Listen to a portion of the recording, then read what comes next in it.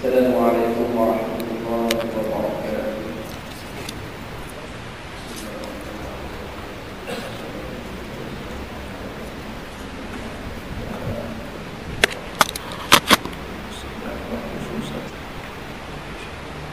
Al-Fatihah.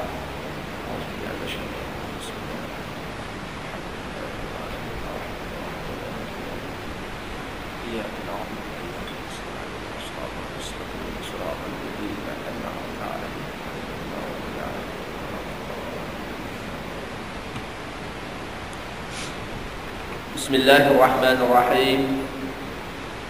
Alhamdulillahi rabbil alamin.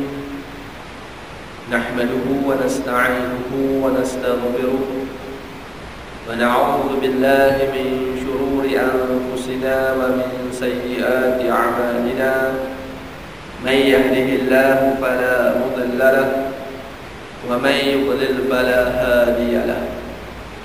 أشهد أن لا إله إلا الله وحده لا شريك له وأشهد أن محمدا عبده ورسوله رضي بالله ربا وبالإسلام دينا وبمحمد صلى الله عليه وسلم رسولا نبيا قال رب اشرح لي صدري ويسر لي أمري واحلل عقدة من لساني يفقهوا قولي. أما بعد فيا عباد الله أوصيكم وإياي بتقوى الله فقد فاز المتقون. Alhamdulillah, bersyukur kita kehadrat Allah Subhanahu wa taala kerana masih lagi memanjangkan usia kita. Dan masih lagi pada malam ini kita diberi kesempatan dan kelapangan waktu serta dipilih oleh Allah Subhanahu wa taala untuk sekali lagi berhimpun bagi sama-sama menunaikan sembahyang fardu maghrib secara berjemaah. Seterusnya sekali lagi meneruskan pengajian kuliah maghrib kita. Mudah-mudahan apa yang kita lakukan pada malam ini diberkati dan dirahmati oleh Allah Subhanahu wa taala.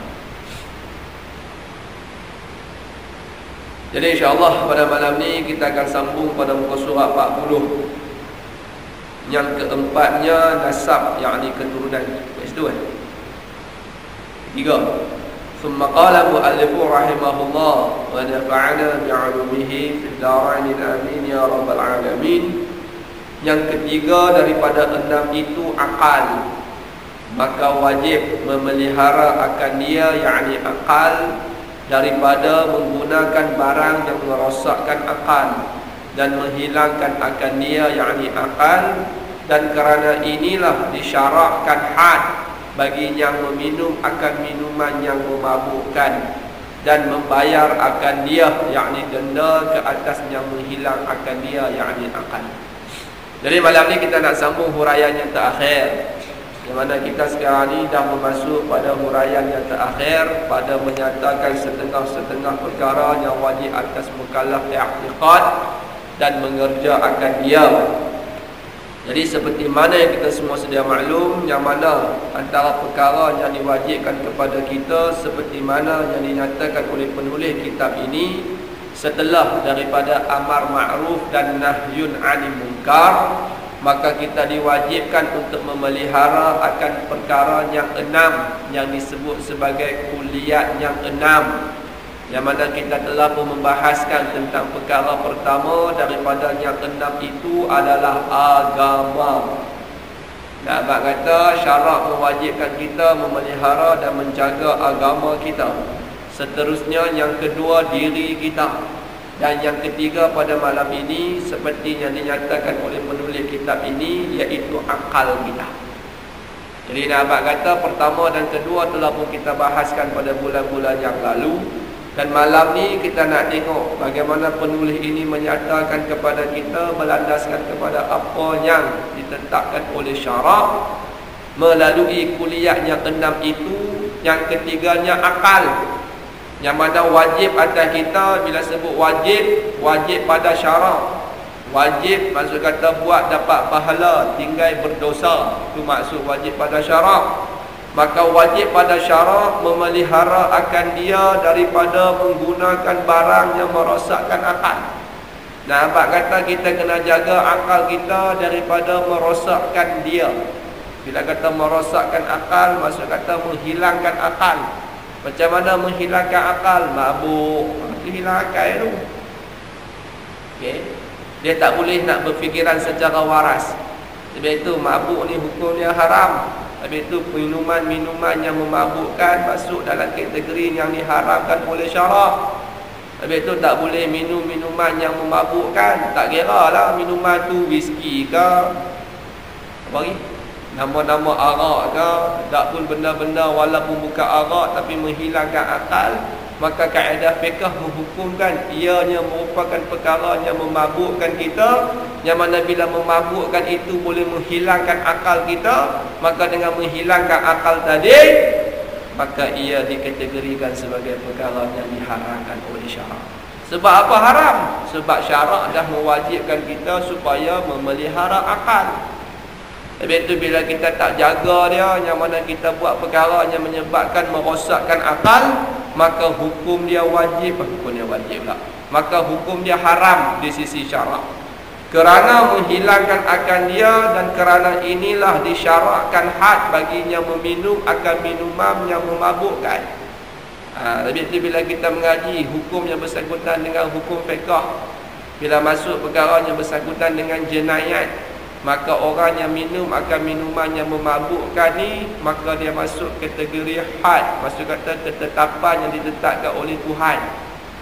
Okay? Yang mana hukum Allah Ta'ala ni kita tahu yang disebut hudud, qisas dan juga ta'zir. Maka orang yang minum minuman yang memabukkan ni, dihadkan dia dengan sebatan 40 kali sebatan. Kalau dia minum dan mengganggu orang lain pula, okay, maka dia dikenakan 80 kali sebatan. Tak pun dia masuk kategori membayar akan dia, yakni denda ke atasnya menhilang akan dia. Itu depend atas pemerintah. Tapi dah negara kita tak buat undang-undang Allah Ta'ala, tak pernah dengar lah hukum-hukum lagu ni. Yang ada 3 bulan penjara, RM1,000 denda, atau kedua-duanya sekali. Itu yang kita dah dengar selalu pun. Anak pernah dengar ni sampai 80 kali sebatan ke 40 kali sebatan. Sebab hukum ni tak ada. Malaysia tak buat hukum ni. Betul kita tak pernah dengar. Itu yang kita suruh buat. Sebab apa? Sebab ni hukum Allah Ta'ala. Dia bukan hukum parti politik ni. Ni bukan hudud PAS, hudud UMNO, hudud PKR ni. Ni hudud Allah Ta'ala. UMNO kan, PKR kan, PAS kan, kena reti. Bila kata Islam, ni duk kata hudud PAS, orang UMNO kata contoh. PAS kata dah kata hudud PAS, buatlah hudud UMNO pula. Orang PAS pula kata.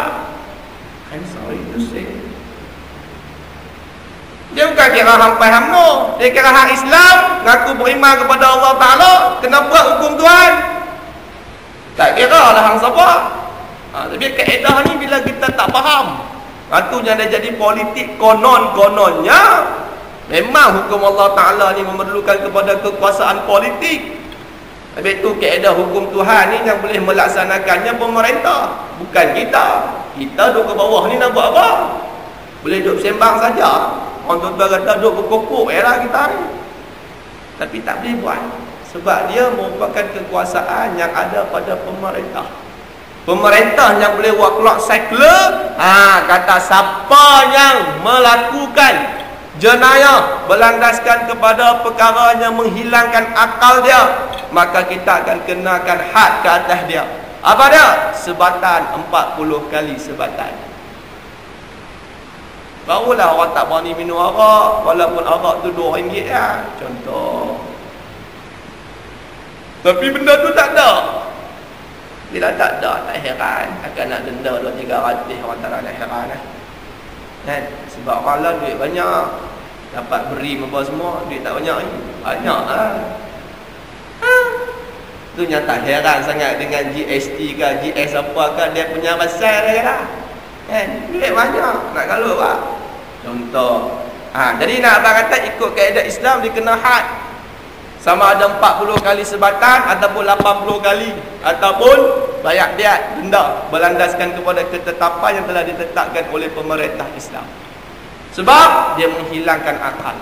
Sebab itu akal kita kena jaga. Disebabkan oleh perkara ni jugalah ulama mengharamkan dadah, contoh. Ulama mengharamkan rokok, contoh. Dia adalah kiasan-kiasan berlandaskan kepada perkara tersebut. Kalau rokok ni kita tahu pengharamannya disebabkan oleh kesihatan. Sebab Tuhan sebut, jangan campakkan diri kamu ke lembah kebinasaan. Wala tulqu bi aidikum ila tahlukah fa ahsinu, kata Tuhan. Maka lakukanlah kebaikan. Okey, jadi nak abang kata semuanya berlandaskan kepada suruhan yang telah ditetapkan oleh Tuhan. Maka ulama membahas, membincang berlandaskan kepada kaedah-kaedah tersebut, maka hukum dikeluarkan oleh mereka yang layak untuk mengeluarkan hukum. Jadi perkara ketiga yang kita kena jaga, akal kita daripada hilang.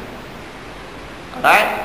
Janganlah kita makan benda-benda, minum perkara-perkara yang boleh menyebabkan hilangnya akal tersebut. Habis tu benda ni dia kena buat. Kaedah hukum Islam ni tak buat tak jadi. Tak buat boleh sembang saja. Okey. Sebab arak ni, benda yang memabukkan ni, dia merupakan titik daripada titik-titik kejahatan. Tu yang kita pernah dengar cerita. Okey, cerita di zaman Nabi Sulaiman, pada zaman Nabi Musa. Okey, tak pun cerita orang-orang yang kuat ibadat, khususnya zaman Nabi Musa lah, kalau tak silap saya lah. Kalau kita baca dalam tafsir-tafsir, kebanyakan yang cerita golongan-golongan abid ni, golongan-golongan yang kuat beribadat. Okey, salah satu kisah yang mana seorang lelaki yang kuat beribadat, yang mana dia digoda oleh seorang perempuan untuk melakukan perzinaan, dia tak mau. Okey, sebab apa? Sebab dia tahu zina ni haram. Okey, bahkan pula perempuan tu dah pun beristeri, lagi tak tahan. Okey, tapi bila dia diumpan oleh perempuan tersebut dengan meminum minuman yang memabukkan, arak ke whatever lah, minuman yang memabukkan. Okey, dia kata kena setitik lah, sikit lah, tak nak rasa apa lah. Dia nampak zina dengan arak ni, biar arak ni gagah lagi. Sebab arak ni seorang-seorang dia bunyi pun, zina ni sangkut dengan orang. Kena botol arak, mau tahu, terus melakukan perzinaan dengan perempuan tersebut. Akhirnya suami perempuan tu datang, maka lantas berlakulah pergaduhan dan pembunuhan. Semuanya berpunca daripada arak. Sebab itu kalau kita tengok dalam iklan-iklan di barat pun, dia orang kempen tentang arak ni. Yang syok masalah ni kempen tapi dia pun jual. Salah tu.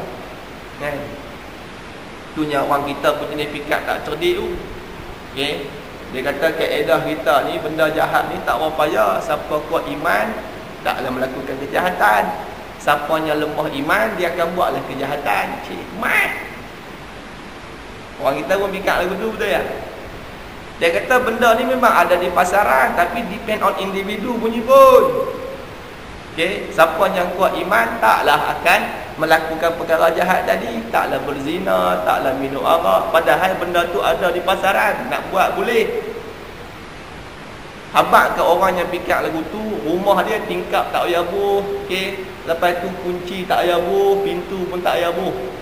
Ikut orang lah, kalau dia rasa nak mencuri dia masuk lah, tapi kalau dia kuat iman takkan nak mencuri rumah kita. Wajar begitu ya.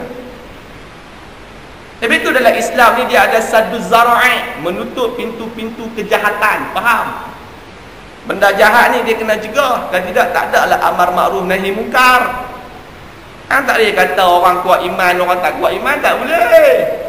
Benda duduk depan mata, tak tentu kuat tak kuat. Hak kuat pun silap-silap jadi lemah pun. Tapi dalam Islam dia ada sadu zara'i, menutup pintu-pintu kejahatan. Sebab itu Tuhan sebut wala taqrabuz zina, contohnya jangan kamu hampiri zina. Maka berlandaskan kepada ayat tersebut, ulama menyatakan setiap perkara yang menjurus kepada perzinaan perlu dicegah. Sebab itu tak boleh bergaul laki perempuan ikut suka. Okay? Tak boleh bebas berkawan, tak boleh bebas bergaul, sebab benda tu semua menjuruskan kepada kejahatan. Ni duk jual arak, kata siapa beriman tak payah beli, siapa tak beriman pun suka nak beli. Boleh ya? Mana boleh? Kaedah tak kena. Kalau begitu rumah kita tu buat pintu, tu buat tingkap, buah kunci, buat apa? Biar lah. Tulis, siapa yang kuat iman jangan mencuri. Lemah imannya datanglah mencuri kalau nak kena parang panjang saya. Boleh ya? Awak kita pandai pula rumah kita buah kunci dengan padlock dengan penggawai semua jaga, pandai. Jadi nak abang kata benda-benda lagu ni yang kita kena faham dalam agama. Okey. Sebab apa? Sebab benda tu merupakan antara penyebab yang akan menyebabkan kita melakukan kejahatan tersebut. Habis tu benda jahat kena cegah. Habis tu dia sebut amar ma'ruf nahi mungkar ni perkara pertama yang dituntut oleh syarak kepada kita.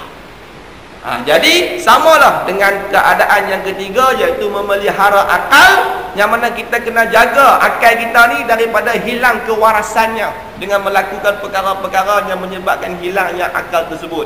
Contoh paling mudah, mabuk. Disebabkan apa? Meminum minuman yang memabukkan. Tapi itu adalah Islam dia kena had. Tapi di Malaysia ni lawak pula dah. Orang dah nak suruh tibai, tak ada juru tibai pula dah. Ni semua sejarah yang tak boleh dibangkit bohong ni. Kan? Dia mau dah kena tibai dia. Tak ada orang nak tibai pula dah. Especially bahagian tibai tak ada. Bahagian tibai pungkok yang ada Malaysia ni. Betul ke tak? Geng-geng penjara semua tibai pungkok ya, bukan tibai belakang. Bergedik habis pungkok-pungkok kena, isi pungkok tu berketak. Masuklah dalam YouTube tengok sebatan. Pilih cari apa pun rasanya ada. Dia tibai kena tu, yang kata kena sebatan tu. 3 kali sebatan, dengar panjang sikit betul tak? Bergegak isi pungkok, mau tahu. Keluar habis kulit-kulit pungkok tu. Jadi nak abang kata kaedah Islam ni ada. Pasal apa yang tu pandai pergi sebat pula?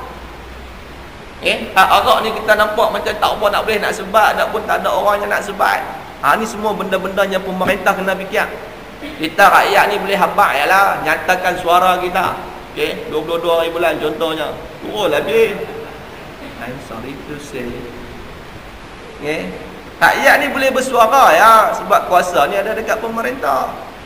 Pemerintah yang boleh buat benda ni. Habis tu Tuhan sebut ayat wa man lam yahkum bima anzalallah fa ulaika humul kafirun wa man lam yahkum bima anzalallah fa ulaika humuz zalimun wa man lam yahkum bima anzalallah fa ulaika humul fasiqun. Semua ayat tu khitab dia kepada pemerintah. Nah, abang kata pemerintah yang tak buat hukum Allah Taala, hukum dia kafir, zalim ataupun fasik. Dia jatuh 3 hukum ni. Aku tolong cerita ya. Seperti aku bukan menghukum. Pemerintah yang tak buat hukum Allah Ta'ala ni, dia boleh jatuh salah satu daripada 3 hukum tadi. Apa dia? Kafir, zalim atau fasik. Kafir kalau dia tak yakin terus dengan hukum Allah Ta'ala. Faham?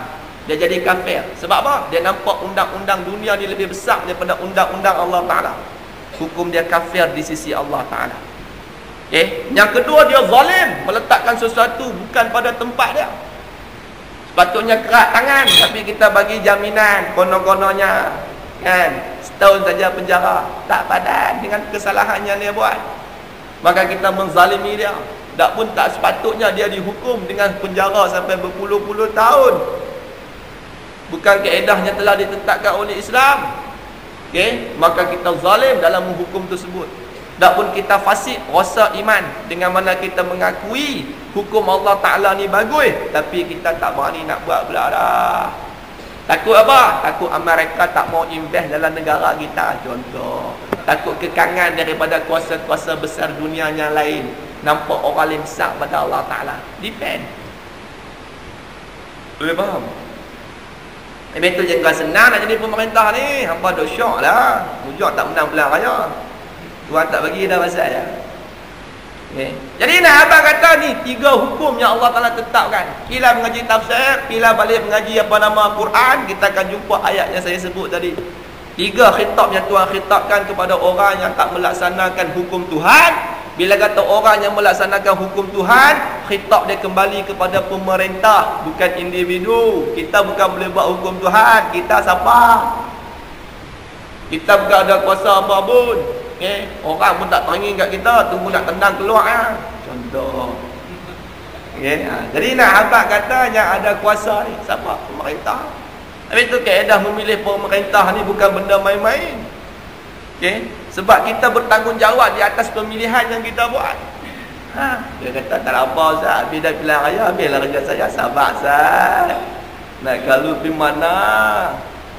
Habis tu Tuhan sebut Jangan kita cenderung kepada orang yang melakukan kezaliman. Bila kata zalim ni, salah satu ciri dia apa? Tak mau buat hukum Tuhan, zalim lah. I'm sorry to say, zalim, tak mau buat hukum Tuhan. Sebab Tuhan yang sebut kan, wa man lam yahkum bima anzalallahu fa ulaika humuz zalimun. Bukan aku sebut, aku tolong baca lagi kat atas. Siapa yang tak berhukum dengan hukum Tuhan, Tuhan sebut dia merupakan orang-orang yang zalim. Sebab itu Tuhan tak bagi kita bersekumpul dengan zalim. Wala tarkanu ilal ladzina zalamu fatamassakumun nar. Kamu akan disambar oleh api neraka Allah Taala. Dunia tak galut lah. Tunggulah akhirat nak pergi mana. Semua pakai nak mati belakang kan. Mati lalu bukan tentu. Ribut kuat lah ni. Kerja Allah Ta'ala belakang. Tapi tu benda-benda lagu ni kita kena reti. Jangan rasa kita tak apa, belakang dada apa semua, tak. Kita tak berkompromi pada perkara-perkara kemaksiatan dan kezaliman. Tapi tu kaedah kita minta, tak kira siapa saja yang menjadi pemerintah, laksanakan hukum Allah Ta'ala. Laksanakan hukum Allah Ta'ala. Kerana apa? Ianya merupakan tuntutan yang dituntut oleh agama kita kepada kita. Kalau kita orang Islam tak buat hukum Tuhan, siapa nak buat? Abang Ahmad Zat, cuba fikir Zat. Kalau kita orang Islam ni yang tak mau buat hukum Islam ni, agak-agak siapa nak buat kat kita? Apa-apa dua sungai dua ni kan. Masjid ni apa tak mau main, apa tak mau imarah masjid ni. Siapa nak main semayang masjid apa? Nak harap orang Tasik Kelugok, dia ada masjid dah, walaupun tak siap lagi. Okay?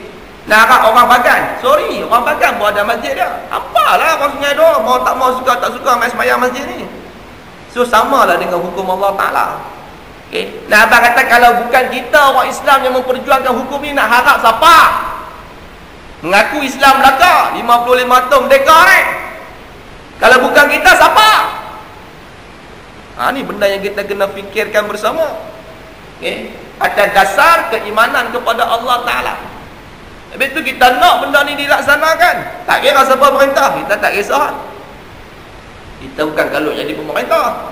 Kita nak hukum Allah Ta'ala tertegak di bumi Malaysia ni cukup. Kita nak keadilan itu terbela dan diberikan kepada orang yang berhak mendapat keadilan tersebut. Hak mencuri kita kerat tangan macam biasa. Dan hak berzina kita rempah dia, kita rejam dia mengikut apa yang telah ditetapkan oleh Tuhan. Tapi itu kena jaga akal kita. Akal kita kena jadi akal yang pintar, akal yang waras. Sebab itu pepatah Arab menyatakan al-aqlus salim fil jismis salim. Akal yang cerdik, akal yang cerdas daripada badan yang sihat.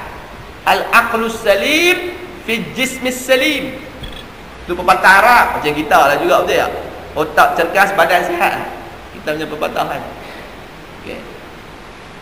Sebab itu kita kena ada pemikiran yang benar. Kita kena fikir bagi betul. Bukan tikam turut ikut suka, bukan pak turut.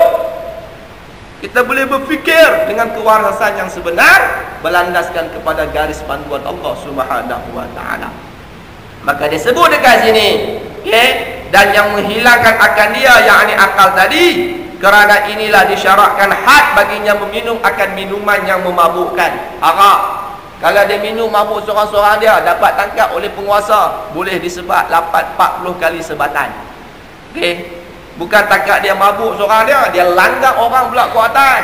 Selalunya orang mabuk langgar orang dia. Okay. Maka dia boleh dikenakan 80 kali sebatan.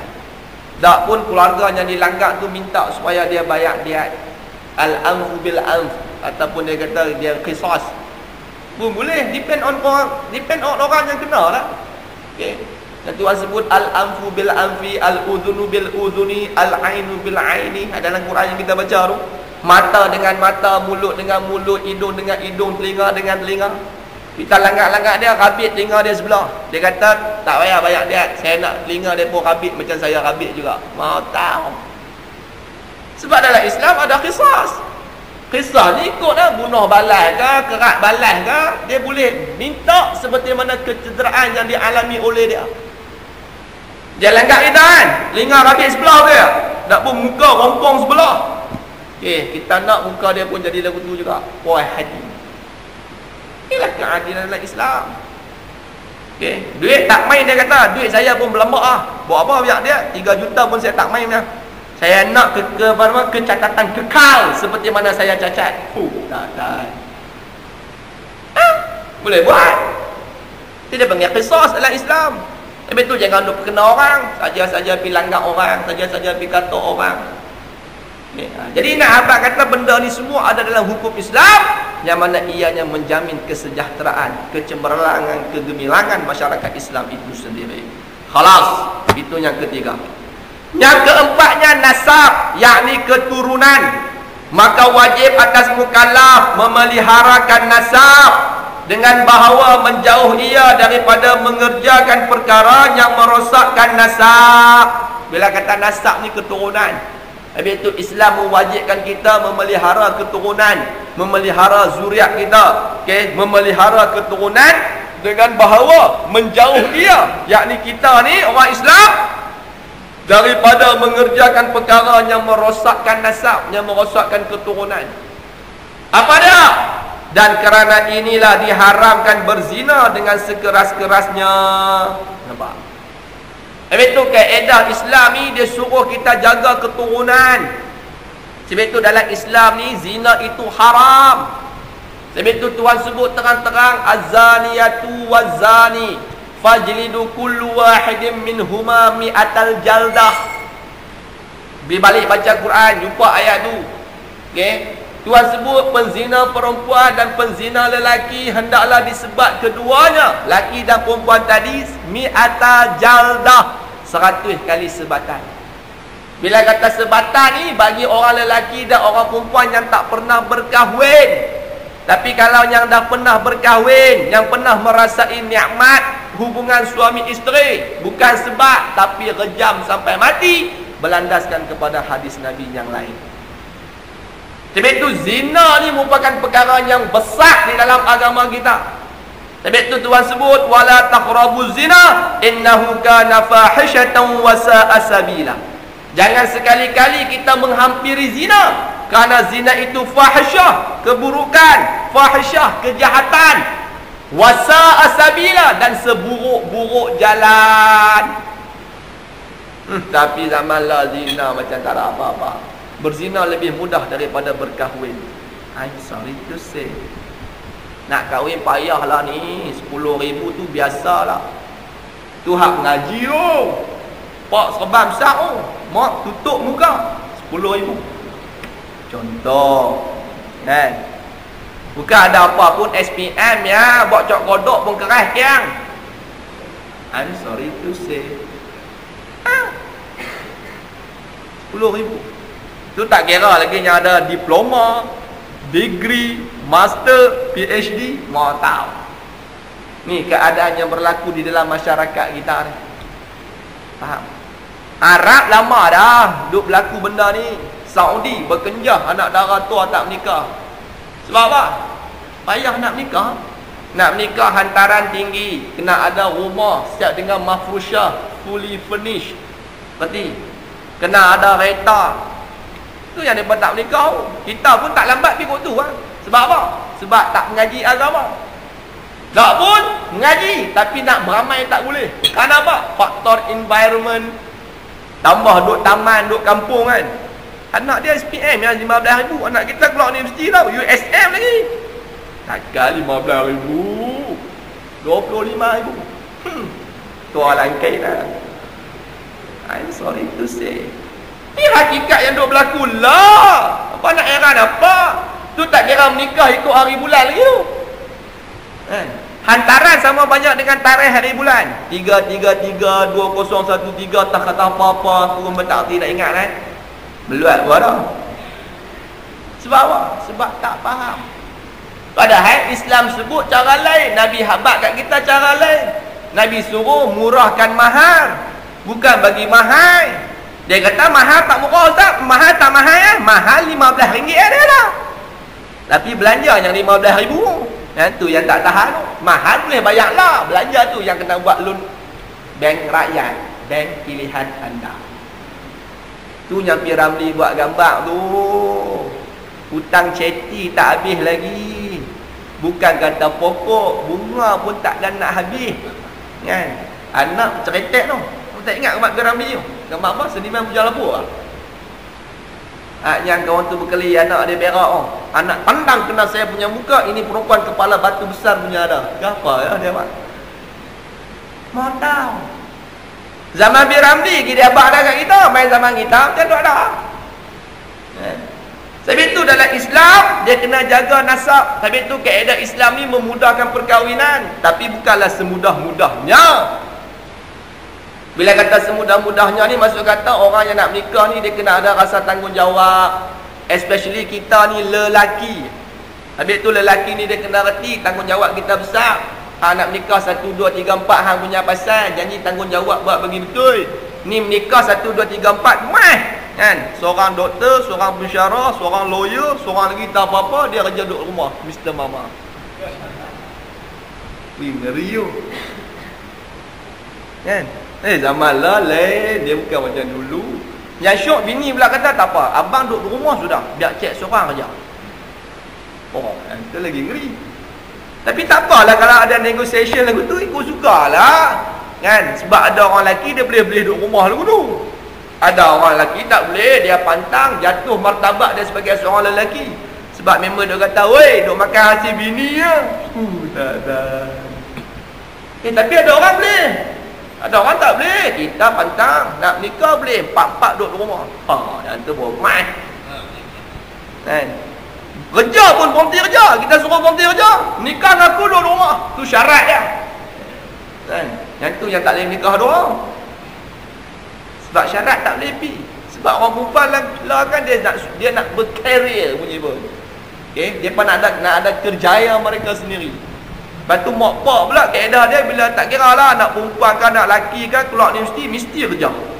Tak kerja tak boleh. Sebab apa? Nak bayar PTPTN. Orang nak hapuskan PTPTN tak mau orang Melayu ni. Kaya. Lepas tu engkau biar kerja. I'm sorry to say. Dia kata tak kerja. Jangan ustaz, hutang PTPTN siapa nak bayar? Nampak? So benda-benda ni semua sebenarnya menyebabkan berlakunya perzinaan. Kita kena mengaku benda ni berlaku dalam masyarakat kita. Okay? Kes pertama berlaku dengan istilah bohsia dan bohjan suatu ketika dahulu. Lah mana ada dengar bohsia bohjan ada dengar? Orang tak pakai dah istilah tu. Apa barang bohsia bohjan? Tuan bila? Lah touch and go dak pun smart tag. Lah istilah paling kemas ni. Lah jumpa kau public phone pula dah. Jumpa kau bus stand pun jadi. Berhenti kereta, tambah kereta kemas sikit pula, sport car kan. Turun tingkat sikit ya, lompat masuk terus. Tu tak kira super bike lagi. Mantap. Okay. Jadi nak abang kata ini keadaan yang berlaku. Disebabkan apa? Tak jaga turunan. Kita ni jaga elok dah anak kita, tapi environment, persekitaran, kawan-kawan dan yang sama waktu dengannya. Wallah subhanahu wa ta'ala alam. Nak kata pun tak erti, tapi inilah hakikat kehidupan. Tapi itu dia kena buat hukum Tuhan. Dan kerana inilah kata penulis kitab ini diharamkan berzina dengan sekeras-kerasnya. Dan diharam pula pergaulan di antara lelaki dan perempuan yang ajnabi. Dan diharamkan pula mendedah aurat perempuan di hadapan laki-laki yang hilat, yakni yang sah kahwin. Kerana ia sebab bagi keinginan nafsu yang menjadi tangga bagi berzina. Habis itu kaedah sadduz zara'i' tu yang saya sebut tadi. Kaedah qawaid fiqh yang kita kena jaga. Okay? Menutup segala pintu-pintu yang membawa kepada kejahatan. Tapi tu orang perempuan ni Tuhan suruh tutup aurat dia. Sebab apa? Sebab dia punca kepada kemaksiatan tersebut. Sebab tubuh badan dia tu sendiri merupakan perhiasan hati. Bila kata perhiasan, benda yang orang suka tengok, yang kita duk beli gelang, rantai 2-3 utas tu sebab apa? Sebab syok tengok lah. Tu yang pergi kedai meh rabun mata dia. Sebab apa? Sebab benda tu perhiasan. Makna perhiasan ni benda yang orang memang nak tengok. Mana ada orang tak mau tengok? Betul tak? Yang kita tu perhias rumah kita pun segala bonsai pun segala pokok tak apa-apa yang nama pun perhiasan. Kita pun buat apa? Sebab nak tengok. Okay? Ada orang gila bonsai dulu ni. Bonsai kecil semua pokok saya. Tu hak yang gila bonsai, tak kira gila agroponik lagi. Tanam semua dalam mangkuk, tanam dalam gelas. Agroponik, betul ke aku sebut? Asal macam betul ya? Okey. Ada orang gila apa? Macam-macam gila. Dia syok tengok kan. Ada orang belah ikan, syok tengok, tenang jiwa. Tu yang buat kolam depan rumah. Okay. Sanggup buat, dia panggil apa nama? Landscape. Landscape rumah siapa duduk dalam tu? Zoo Taiping tu. Mau tahu. Kita tak orang payah lah, duit tak ada. Orang duit ada bukan macam kita. Okay. Jadi nak abang kata sebab apa? Sebab dia suka tengok. Sebab perhiasan ni memang kita suka tengok. Tu yang Tuhan sebut, ad-dunya mata' wa khairum mata'ud dunya imra'atun salihah. Dunia ni kata Nabi perhiasan. Wa khairum mata'ud dunya, dan sebaik-baik perhiasan dunia imra'atun salihah, orang perempuan yang salihah. Sebab apa Nabi kiaskan orang perempuan dengan perhiasan? Sebab memang orang lelaki suka tengok perempuan. Mana ada orang lelaki suka tengok lelaki? Tu merepek. Siapa suka tengok lelaki ingat dengan misai dia, dengan janggut dia. Geli aku tengok. Kan? Tu tak kira bulu putih lagi tu ya. Orang perempuan mana ada bulu putih? Takkan nak hurai lebih-lebih tu tak padan dengan serban duk tak kepala. Kan? So nak abang kata memang orang lelaki suka tengok orang perempuan, itu biasa, fitrah. Yang duk luar tabi'in ni suka tengok lelaki. Yang tu pening. Tapi itu dia sebut dekat sini, diharamkan pergaulan antara lelaki dan perempuan. Lah ada. Mana ada, kecil-kecil lagi bercampur dah. Aku pun bercampur ngaji dulu, mau tahu. Kita pun ngaji sekolah kebangsaan juga betul tak? Tambah duk melompat dalam kelas lagi, cikgu buah orang perempuan terus sebelah. Kok-kok nak bagi senyap, tarak azai, lagi melompat lah. Pengalaman hidup. Okay. Nah, abang kata inilah antara taktik ataupun kita panggil taktik, perancangan yang dilakukan oleh musuh kepada orang Islam. Banyaklah kalau tuan-tuan mengaji dalam kitab strategi musuh menentang Islam, kita akan jumpa strategi yang dilakukan oleh orang Islam ni.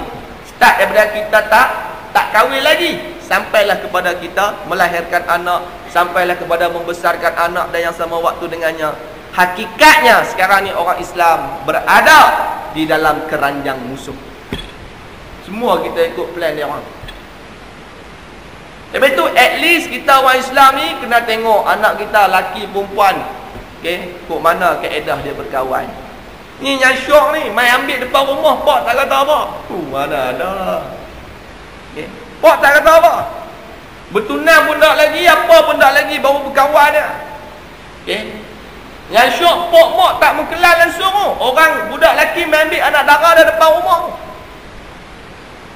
Tak kata apa. Sebab apa? Anak tu duk bagi sebulan 400.5, sebulan 500. Contoh. Kan? Meretek sikit silat-silat tinggal 200. Mana ni nak meretek? Tak meretek pun. Pak lagi tak meretek apa? Kan? Sengap. Biar pi lah budak-budak lah pun. Biar pi lagi. Benda ni berlaku dalam masyarakat kita, tuan-tuan dan puan. Habis tu kita nak hukuman Allah Ta'ala ni dilaksanakan. Sebab kalau seorang kena rembas seperti mana udar dan darah, teruna dan darah. Dapat birambi ke semerah padi? Mau tahu. Agak-agak anak orang lain berani buat. Try buat dulu bro. Benda ni kita boleh test. Nak takut apa? Habis tu kita nak supaya benda ni dilaksanakan oleh pemerintah kita ni. Okay, kita buat dulu sekali nak tengok. Tangkap betul-betul punya, disaksikan dengan 4 orang saksi. Sebab kaedah zina ni dia bukan boleh pakai CCTV semua, tak jadi. Dia kena ada 4 orang saksi yang adil. Mau tahu. Nak cari saksi yang adil lah pula. Dia baru tahu ustaz, oi, kok mana kaedah ni? Baru hampa reti no. Yang kata hukum Allah Ta'ala ni bukan senang nak buat. Okay. Hak yang memang adil. Jenis kepiah tak tinggal, rokok tak hisapnya, boleh masuk kategori adil. Ni kepiah pun sat pakai topi cepua, sat tak pakai, sat macam-macam. Aku pun tak boleh masuk kategori adil. Kan? Nak kena cari je. Tak adil betul. Hak memang tengok seumpama timba jatuh dalam telaga. Masa bila nak tengok ni? Habis tu kes perzinaan ni kalau kita mengaji sejarah di zaman Nabi ke, zaman Khulafa Ar-Rasyidin ke, melainkan zaman kita lah ni bengong gila. Pi rakam tak tahu punca, CCTV pun nak pi ambil kan, geng skoding tak kira lagi, mau tahu. Hak yang buat video palsu lagi ya, dindamnya tunjuk surat dalam kat kita. Berarti tak guna cerita awal ni? Tak berarti teruk lah. Memang tak up to date lah. Zaman Nabi tak ada kes yang bersangkutan dengan zina ni ditangkap dengan 4 orang saksi. Tak ada. Tak ada satu kes pun yang kena tangkap berlandaskan kepada 4 orang saksi yang melihat orang melakukan perzinaan. Sebab kaedah zina ni mana ada orang nak tunjuk orang. Hang fikir logik Zat. Hang ingat ayam bapak ke apa? Ayam bapak pun dia tak tunjuk kat kita. Kita yang teropong duk tengok. Liga dah duk tengok apa? Dia tahu lah kerja dia. Kita petang lepas tengok ayam bapak liga dia. Dan liga. Ngabang kata tak ada. Tak boleh tangkap 4 orang saksi, tak ada. Yang ada semua main mengaku sebab apa? Keinsafan. Takut dengan azab Allah Ta'ala di akhirat. Tu yang sehingga Nabi kata, hang gila lah. Abikal junun. Duk main mengaku zina ni. Nabi siap buat qarinah. Okay? Nabi siap bagi benda yang mensyokkan dia. Nabi kata, hang cium je kot. Dia kata, tak, aku berzina. Hang apa je kot? Tak, ya Rasulullah, aku berzina. Disebabkan apa pengakuan tersebut berlaku? Disebabkan keimanan. Lah orang tangkap terang-terang dah ni. No, bukan saya oleh. Padahal kena tangkap besar dah ni. See you in court, saya panggil lawyer saya. Takkan. Tak. Dah memang sah-sah buat salah kena tangkap ni. Duk mengaku tak salah situlah. Panggil lawyer lagi lawan. Padahal kesalahan tu memang ditangkap kerana berkhalwat. Yang kita sebut tangkap basah tu. Dulu tak ada siapa pergi tangkap hang. Tak ada siapa nak pergi mengendap hang. Tak ada siapa nak buat CCTV. Tak ada. Tapi main mengaku di hadapan Rasulullah disebabkan takut azab Allah Subhanahu wa ta'ala di akhirat. Sebab itu kalau kita mengaji hadis, okay, fi tasydiduz zina, okay, pada perkara yang menyatakan siksa disebabkan oleh perzinaan ni, satu hadis yang menggerunkan kita. Tak kira lelaki, tak kira perempuan. Tuhan akan azab, akan keluarnya kotoran, danuk daripada kemaluan lelaki dan perempuan tersebut, kata Nabi, sehinggakan seluruh penghuni neraka riuh rendah disebabkan kebusukan tersebut. Boleh faham? Nah, abang kata penghuni neraka ni riuh rendah sebab apa? Bau busuk. Kita lah ni kalau duduk kawasan-kawasan sampah ya bau busuk betul tak? Tak boleh lori skerap lalu ke. Tapi hak yang duduk kilang tepi kilang skerap tak bau apa dah. Kita ya bau, dia tak ada apa-apa, dia tak biasa. Sebab apa? Duduk pun tepi kilang skerap, almar rubber. Betul? Ada dia nak rasa skerap busuk. Mana ada? Kita yang sekali-sekala lalu je. Oh ya berdengung dia tak nak rasa apa-apa, imun. Ni cairan yang keluar daripada kemaluan penzina ni riuh rendah penduduk neraka. Disebabkan apa? Busuk yang teramat sangat. Nak bayang tak reti mah. Sebab itu benda-benda lagu tu kita kena mengaji hadis baru kita jumpa benda-benda yang menggerunkan kita, baru menyebabkan kita tak berani nak melakukan perkara-perkara kemaksiatan tersebut. Dah pun kalau dah buat, dia rasa keinsafan. Kalau ada hukum yang boleh dihukum di dunia, dia sanggup untuk melalui hukuman tersebut. Kerana apa? Dia tak sanggup berhadapan dengan siksaan di hari akhirat. Habis itu keturunan ni kena jaga. Habis itu jangan berzina. Nak nikah elok. Tak kira hak yang dah menikah dah ke, hak yang baru nak nikah ke, nikah. Ni duk takut kat bini. I'm sorry to say. Dah kita mampu serba-serbi. Memang kita pun ada power. Kita pun 1.6, 2.0 turbo. Kan? Dual BBBT lagi. Wah tahu. Abang kat bini aku nak kena nikah lain lah. Han tak boleh pergi dah. Kan? Jadi nak abang kata menikah. Supaya apa? Tak berlakunya perzinaan. Bini pun kena reti. Kalau lelaki jenis tepuk-tepuk ni, tiap-tiap hari apa duk jamu tongkat ali apa semua, bagi menikah buang. Sebab apa? Daripada dia nak berzina lagi jahanam. Orang lelaki ni bila dia tertekan kadang-kala je. Okey. Han duk kawal aku sangat no. Han mau tahu nasi hang. Ada orang lelaki jenis lagu tu. Balik rumah bak elok, bagus, muka kucing tak bersalah. Ada hal di luar tu terdarah habis apa yang ada. Tapi ngeri. Okey. Habis tu benda ni dia kena understanding. Tak kira lah laki ke perempuan ke, benda ni dia based on individu. Jangan duk kira ustaz dia lain. Dia bercakap kadang-kadang kemas, dia pun tak buat. Sebab dia tak kalut. Habis tu nikah, ngaji dengan ustaz seorang, nikah seorang.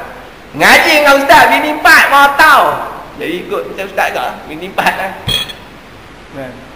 Bagus lah ustaz-ustaz yang menikah. Tengok Ustaz Azhar Idrus nikah 3. Dulu waktu nikah 2, orang tanya macam mana ustaz nikah 2, dia kata pakai kasut sebelah ke 2 belah.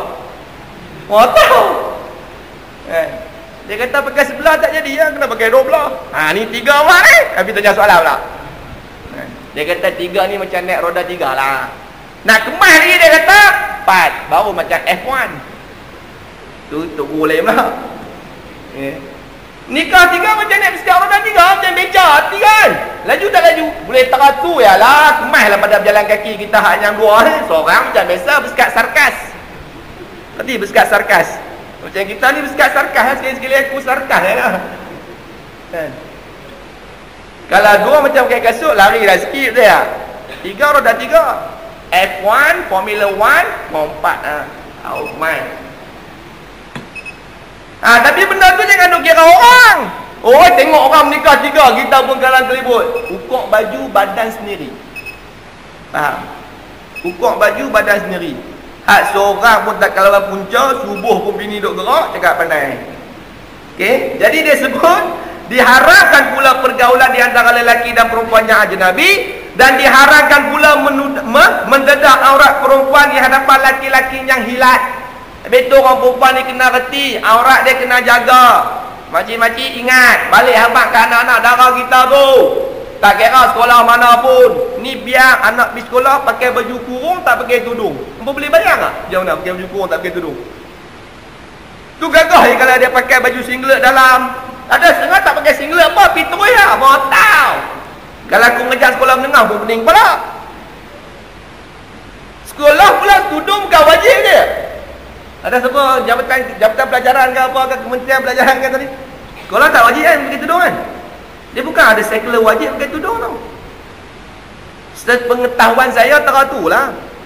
Walaupun budak Islam tak wajib kan? Dia depend. Tu kata gila. I'm sorry to say. Sepatutnya orang Islam ni wajibkan pakai tudung lah. Sebab kaedah budak perempuan ni memang kena tutup aurat. Tu gagah lagi zaman 60-an, 70-an, 80-an. Budak perempuan tingkatan 3 pakai skirt lagi. Wah tahu. Dulu kan jenis pakai baju, dia panggil skirt lah dia. Macam budak-budak Cina dah pakai lah ni. Budak Melayu pun pakai. Sebab apa? Mengaji sekolah konvent. Contoh. Jadi nak abang kata jangan menedahkan aurat. Okay? Sebab benda tu boleh membawa kepada perzinaan. Itu pintu-pintu perzinaan sebenarnya. Habis tu orang perempuan ni kata Nabi, semua diri dia aurat, melainkan muka dan tapak tangan dia. Kaki pun aurat makcik. Oi. Habis tu kena pakai stokin. Abang kat anak dara kita. Nak abang apa, kita pun tak ada anak bola dia lah. Habis tu laki ni kena firm. Abang kat bini tu, kaki hang tu aurat, aku nak tanggung dosa. Ni naik motor kangkang pun sudah hang betul tunjuk ke orang. Betul tak? Bala api duduk tepi ni lagi berkenjah. Benda aku duduk cerita ni, tepi ni apa boleh tengok. Tak duduk pergi jauh. Tak payah pergi segala Culia Street, tak payah pergi segala Penang Road, tak payah. Duduk tempat pagar masjid ni. Berkenjah tu orang. Dengan pakai baju kecil adik dia, nak hurai pun sampai meluat kita ni. Kan? Tu tak turun pergi belah-belah batu Feringgi je bawah semua lagi. Belah-belah town ni mau tahu. Kan? Tanya syekh kita. Jadi nak habaq kata ni kaedah dalam Islam yang kita kena jaga. Okey, dan diharamkan mendedah aurat kerana apa? Kerana ia sebab bagi keinginan nafsu yang menjadi tangga bagi zina. Dia buah mula semua pandangan mata. Sebab itu Nabi sebut an-nazratu sahmun min sihadil iblis atau kama qala Rasulullah. Nabi kata pandangan mata merupakan anak panah daripada panah-panah syaitan. Kita pun duk menyanyi daripada pandangan mata, daripada mata turun ke hati. Yang kita berkenan kat bini kita sebab apa? Biji mata lah. Sebab apa lagi? Kita tengok dia segak tu yang kita berkenan tu. Cuma cara kita buat bagi betul lah. Cuba kita cara tak betul. Mau tahu? Tu yang rambang mata, mata keranjang, semua istilah semua bermula daripada mata. Sebab daripada mata ni yang menyebabkan nafsu kita tu meluap-luap sehingga berlakunya perzinaan. Okey. Sebab itu kaedah mata ni kena jaga. Sebab itu antara kaedah dia nak menjauhkan diri pada zina, jaga mata. Sebab mata juga zina, kata Nabi, melihat perkara-perkaranya haram. Okey, tangan juga zina, memegang, menyentuh perkara-perkaranya haram. Kan banyak hadis yang kita baca tentang perkara-perkara tersebut.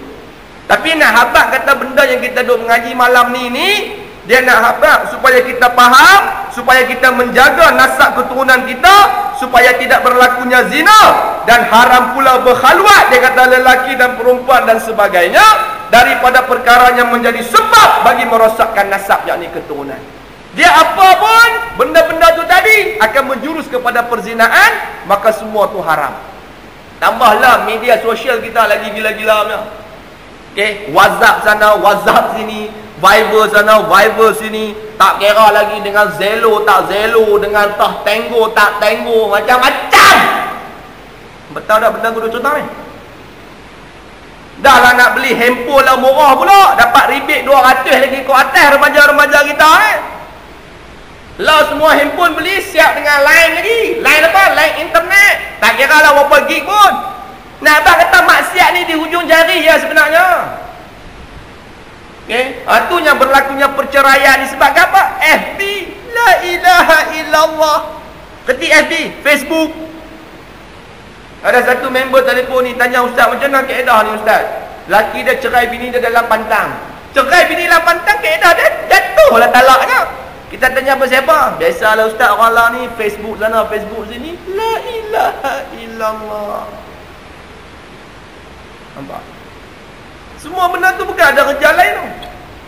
Jadi benda-benda ni kita nak kena jaga. Habis tu beli telefon kat anak boleh, pantau, tengok dia buat apa. Kita pun tak kawan pun tak, FB pun tak tahu. Okay? Macam mana kita nak detect orang? Kita pun tak tahu function dia, FB pun tak tahu, Tango pun tak tahu, WhatsApp pun tak tahu. Dia mana nak tahu ustaz, bukan zaman saya. Lepas tu dah tak tahu benda-benda lagu tu, ajak anak kita perkara yang bersangkutan dengan agama tu bagi khidmat. Sebab dengan agama sahaja yang mampu menjaga dia daripada melakukan perkara-perkara tersebut. Paling tak ada pun dia reti ada batasan berkawan antara lelaki dan perempuan. Tapi itu benda ni dia kena cerita. Okay? Kita mak pak lah sebenarnya bertanggungjawab kepada anak-anak kita untuk menyatakan perkara tersebut. Habis itu kaedah Nabi ajak anak ni 7-7-7. 0 sampai umur 7 tahun, manja-manjakan dia. 7 sampai umur 14 tahun, kita kena rotan dia. 14 sampai umur 21 tahun, be a friend. Kita kena berkawan dengan dia. Okay, kena tahu apa masalah dia. Okay, hang duk cinta dengan siapa abang mai, biar pak pergi jumpa mak pak dia semua. Hang berani? Ada pak pernah tanya kita dulu. Okay. Lah mana ada kadang-kalanya tu yang dia terpengaruh dengan rakan sebaya. Banyak benda lah, faktor banyak nak cerita melah. Contoh lebih arif pada saya, anak besar-besar belaka, kita nak beroja dua. Jadi nak abang kata ini kaedah. Sebab apa? Nak jaga nasab, yakni keturunan. Sebab zaman kita sekarang berzina lebih mudah daripada berkahwin. Ingat elok. Zaman lah ni nak berzina lebih mudah daripada berkahwin. Berarti jadi nak kena jaga benda ni. Tapi tu kadang-kadang kita ngeri dengan keadaan yang berlaku. Okay? Dengan adanya sekolah-sekolah yang membela budak-budak yang pernah melakukan kejahatan. Dia benda ni memang sekali fikir positif, sekali fikir memang kebanyakannya negatif. Seolah-olah kita menggalakkan benda tu berlaku. Saya secara personally nampak benda tu negatif. Dengan sekolah-sekolah harapan, sekolah-sekolah jaga budak-budak yang mengandung umur kata 4 kata 5 ni kan. Penang tak ada benda ni yang Abang Nabi Melaka. Okay? Dia ada sekolah dia. For me, benda ni negatif. Positif dia apa? Kita buat hukum Allah Ta'ala. Itu kaedah penyelesaian dia. Solution dia ada kat situ. Hang tak usah duk pandai lah. Hang tak usah panggil lah. Cerdik pandai buat conference sana, conference sini. Selagi mana tak kembali kepada hukum Tuhan, masalah sosial masyarakat Islam tidak akan selesai. That's my confidence. Overconfident. Hang tak usah duk fikir lah. Sebab apa? Bercanggah dengan hukum Tuhan. Tuhan dah habaq dah. Berzina, kaedah dia rembas. Tak pun kejam. Ni budak-budak remaja ni kalau kena rembas pasang, hak lain tak berani dah. Ni. Kalau berani juga, kita kembali lagi. Payah banyak. Dia akan sampai satu ketika keinsafan itu akan berlaku. Disebabkan oleh hukuman-hukuman yang menyebabkan dia gerun untuk melakukan kejahatan. Hanya ada menikah dalam macam kita ni, kejam. Tak yang simpang tiga macam traffic light tu kan. Lalu ya batu bagi, lalu ya bagi. Mau tahu. Pecah kepalanya, mesti pecah kepalanya. Tanam pula sekerat. Dia kena tanam sekerat kaedah dah. Tinggal kepala dah. Nak tuju tahun lari, tuju kepala. Kepala bengong. Faham? Kena 4-5-6 kali, selesai salah. Jadi nak abang kata ini kaedah Islam. Sebab benda ni telah pun membuktikan kecemerlangan, kegemilangan umat Islam suatu ketika dahulu. Sebab itu kita orang Islam kena yakin. Sebab itu kita harap sungguh-sungguh. Kita nak sungguh-sungguh supaya benda ni dilaksanakan oleh orang Islam yang seagama dan seakidah dengan kita, apatah lagi sebangsa dengan kita, supaya apa? Umat Islam kembali cemerlang, gemilang dan terbilang seperti mana umat-umat Islam yang terdahulu daripada kita dengan pelaksanaan hukum tersebut. Sebab ini janji daripada Allah Subhanahu wa taala. Okey, jadi yang keempat, dia suruh kita jaga nasab, yakni keturunan kita. Kita baca sikit lagi yang kelima, kemaluan dan kehormatan. Bila kata kemaluan ni keaiban, maruah tu kemaluan. Istilah Melayu disebut malu lah. Kemaluan tu kalau ikut istilah bahasa Melayu kita, bukan malu. Kemaluan tu jadi alat. Nah, abang kata keaiban dan kehormatan diri, maka wajib dipelihara akan dia dengan menjauh seseorang dari mengerja dan melakukan perkara-perkara yang menghilangkan kemaluan dan kehormatannya. Nah, abang kata dia kena jaga diri dia daripada buat benda-benda yang boleh menghilangkan kehormatan diri dia, maruah diri dia, dan juga keaiban dia sendiri. Tapi itu benda jahat mana ada orang buat depan orang ada. Orang nak pecah rumah, orang nak curi telur ayam, nak curi whatever benda lah. Mana ada orang buat terang-terang. Semua orang buat tutup-tutup, sembunyi-sembunyi. Tu dulu lah, sorry. Lah orang buat terang-terang. Tadi dalam Facebook dia upload satu gambar, saya tak perasan di mana.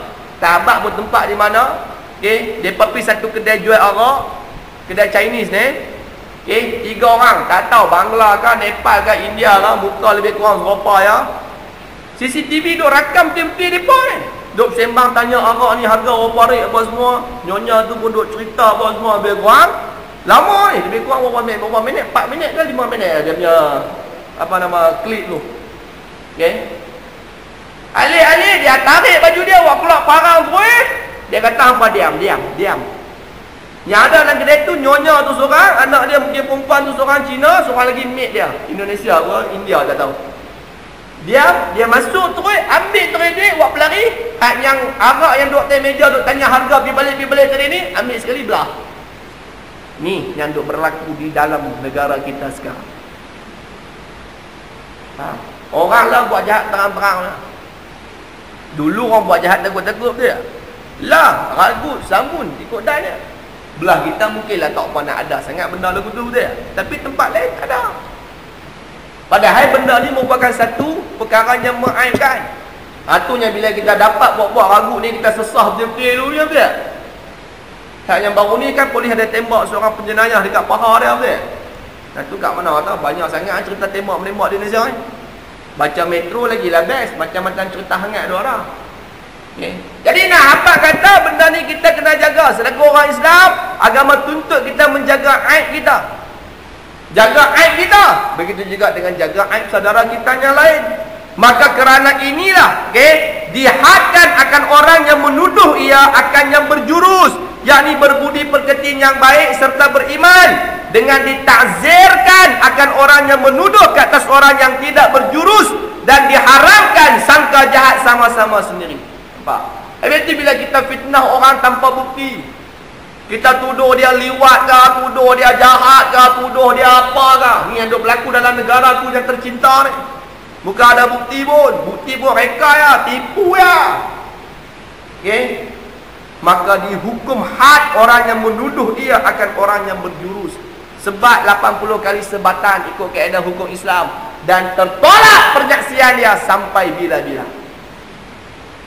Nah, abang kata bila kita tuduh orang melakukan kejahatan, contoh tuduh berzina, kita nak kena bawa saksi 4 orang yang menyatakan dia berzina sebab kita tuduh dia. Bukan dia tu nak kena bawa main saksi, kita yang pergi kata tu berzina, kita yang kena bawa 4 orang saksi. Itu kaedah Islam. Kalau kita tak boleh bawa, kita ni kena rembas 80 kali sebatan dan terbatal penyaksian kita sampai bila-bila. Hakim tak boleh terima dah penyaksian kita. Sebab apa? Pembohong, penipu, pemutang, pembelit. Ikut suka nak ikut suka apa pun.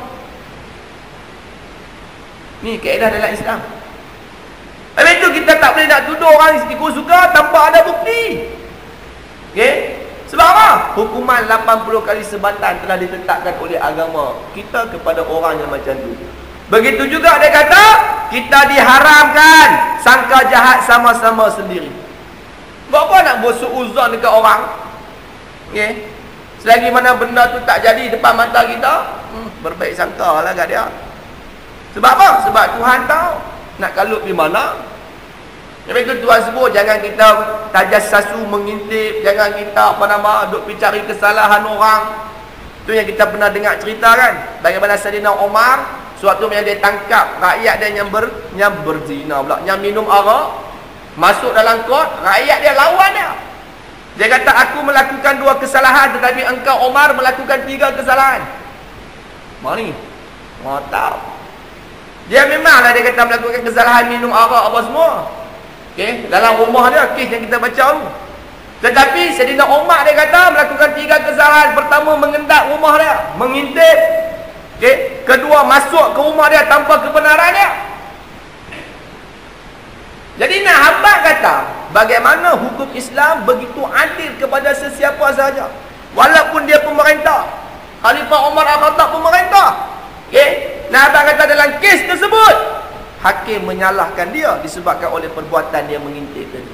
Sebab dalam kaedah agama tak ada. Itu yang kita pernah baca cerita di zaman Saidina Umar Al-Khattab. Jadi nak hamba kata, kaedah Islam ni dia suruh kita berbaik sangka. Sebab itu kita kena menjaga kehormatan diri kita dan juga kehormatan orang lain. Walaupun kita tengok dia bukan kaki masjid, baik sangka bila dia pergi mengayak kat surau kot, dia pergi semayang kat tempat lain kot. Kan? Jadi nak abang kata benda-benda lagu ni merupakan antara perkara yang dianjurkan di dalam agama kita. Dan diharamkan pula membongkar rahsia sesama sendiri. Maksud kata nak mengaitkan kawan lah. Dulu sama-sama jahat, contoh. Okay? Lepas tu pecah rahsia. Okay? Kita buat benda tu, pecah rahsia tu untuk apa? Memalukan dia. Dia diharamkan di dalam agama kita. Biarlah pecah di perut kita, jangan pecah di mulut, walaupun kita tahu dia jahat. Tapi tu kaedah nak tegur orang buat jahat ni, tengok kejahatan apa yang dia buat. Kalau kejahatan tu just kejahatan diri dia sendiri, kemungkaran yang dia buat ni kemungkaran diri dia sendiri. Okay? Dia kaki minum arak untuk diri dia sendiri contoh. Okay? Dia kaki perempuan, kejahatan diri dia sendiri. Kita tak boleh nak publish benda tu di hadapan orang. Lain kalau dia menyalahgunakan kuasa dia. Yang ni lain. Bukan maksud kata dia menyalahgunakan kuasa dia, lepas tu pula dia buat kesalahan itu bersangkutan dengan orang lain pula. Okay? Makan harta rakyat contoh. Okay? Nah, abang kata dia buat kesalahan yang bersangkutan dengan orang lain. Yang tu kita boleh tegur dia.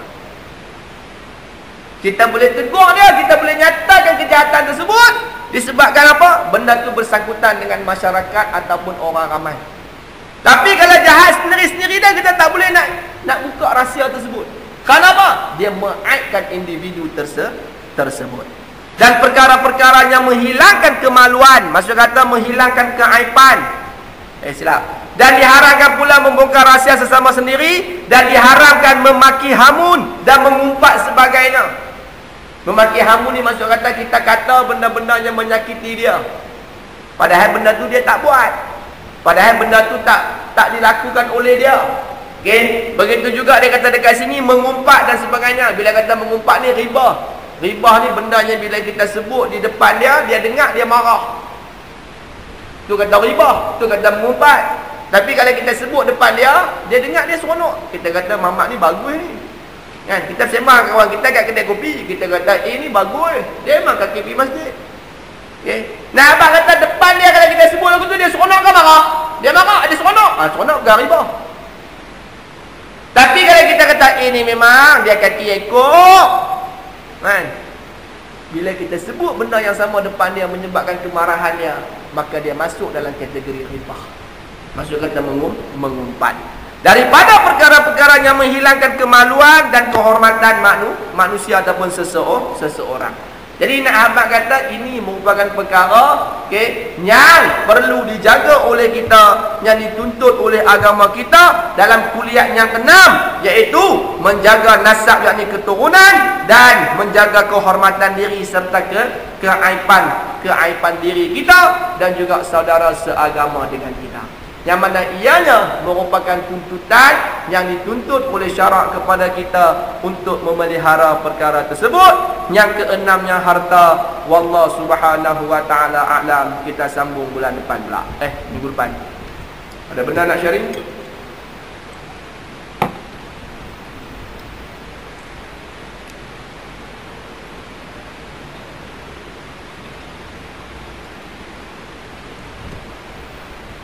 Ada salah nak tanya?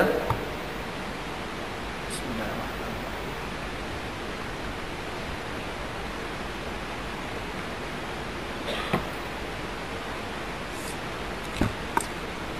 Ada soalan? Tak.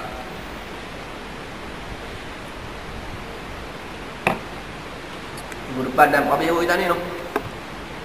Biar ni. Habis ya? Tak ada soalan dah? Semua boleh tidur boleh dah? Semua puas hati?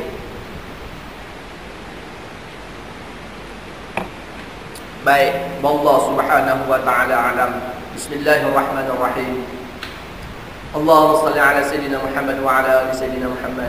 Allahumma aftah alaina futuhal arifin بحكمتك وانشر علينا من خزائن رحمتك وذكرنا ما نسينا وعلمنا ما جهلنا برحمتك يا أرحم الراحمين.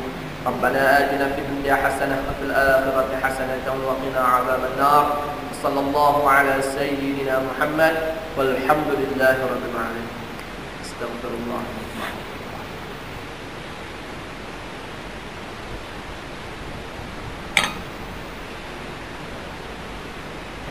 Allah.